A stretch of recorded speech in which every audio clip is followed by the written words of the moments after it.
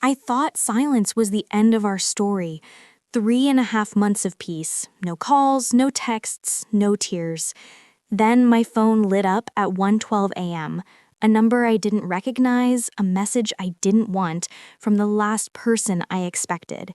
He broke no contact and said he missed me. That's when the real closure started. I'm 20, he's 20. We met freshman year over a bad coffee and late midterms. He was charming in that lazy, boyish way. Ripped jeans, a grin that always apologized before the joke landed. He'd say things like, "You're my forever person," while we ate $5 pizza on the dorm floor. I believed him. At 19, you believe anyone who looks at you like a future. We did the couple thing, study dates, thrift store Saturdays, playlists for long car rides. He knew my coffee order, I knew the exact face he made before he lied. Just not yet. Cracks don't sound like explosions. They sound like phone died, LOL, and group project ran late. They look like tagged photos he forgot to untag, a party he didn't go to, a couch that wasn't our couch, a girl whose name I recognized from a group chat. Every time I asked, he made me feel dramatic. You overthink, you're sensitive. Trust me. And because loving someone at 20 often means gaslighting yourself, I tried. June 13th, his birthday. I'd bought him a hoodie he wanted but couldn't afford. We planned dinner, just us. At 5 p.m., he texted, "Running late, helping my friend." A gut feeling set off a fire alarm in my chest. I've learned to respect those alarms. At 6:18, a notification popped up on the old iPad we used for Netflix. His messages were still synced. A screen lit the room. A heart, a photo. Then words I can't unsee. Last night was perfect. Same time tonight?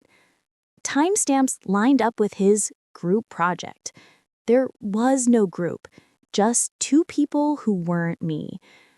I wish I could tell you I screamed. I didn't. I sat very still, like deer in headlights still, and watched my future collapse as quietly as a star dying in space.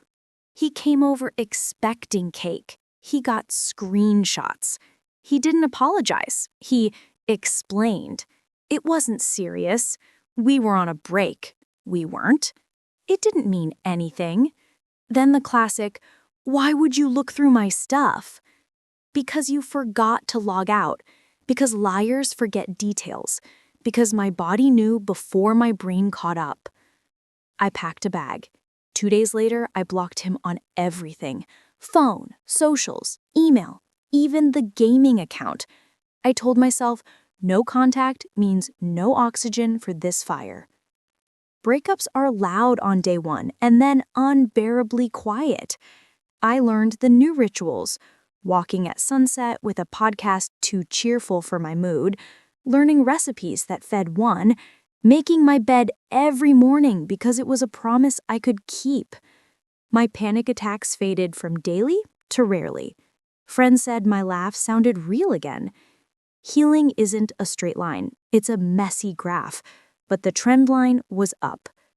Then, Saturday night, unknown number, paragraphs, a familiar rhythm. I didn't open it right away. I let it sit there like a firework that might still explode. Sunday afternoon, I read it. It wasn't an apology, it was a performance. He said he was sorry for how he reacted when I confronted him, not for cheating. He said if he had caught me, he would have forgiven me because he truly loves me.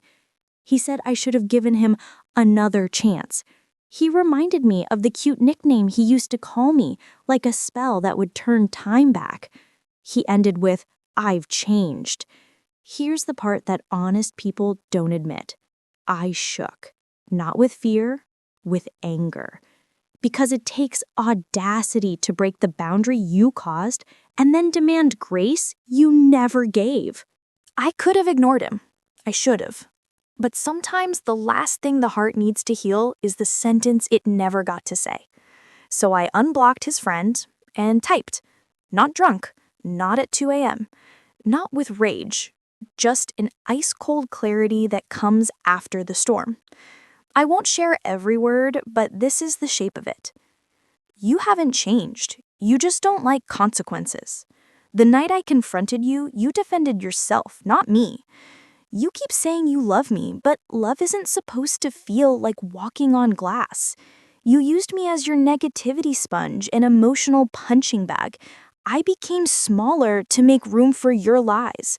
I'm done shrinking.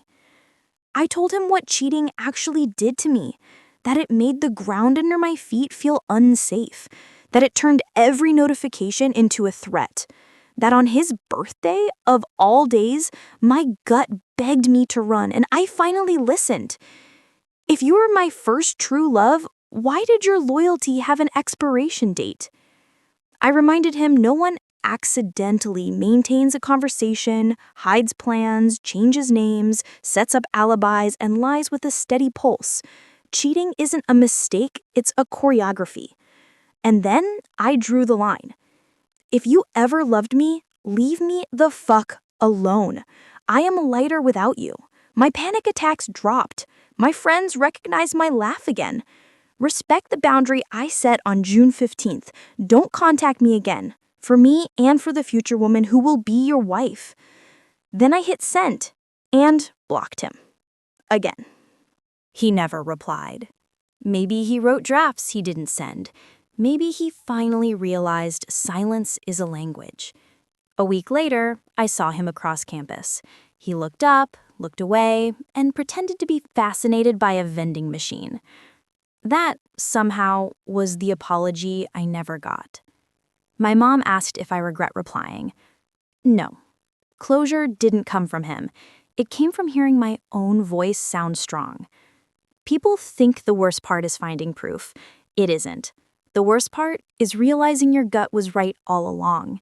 And the second worst part is realizing you taught someone how to treat you by forgiving them every time it was not that deep.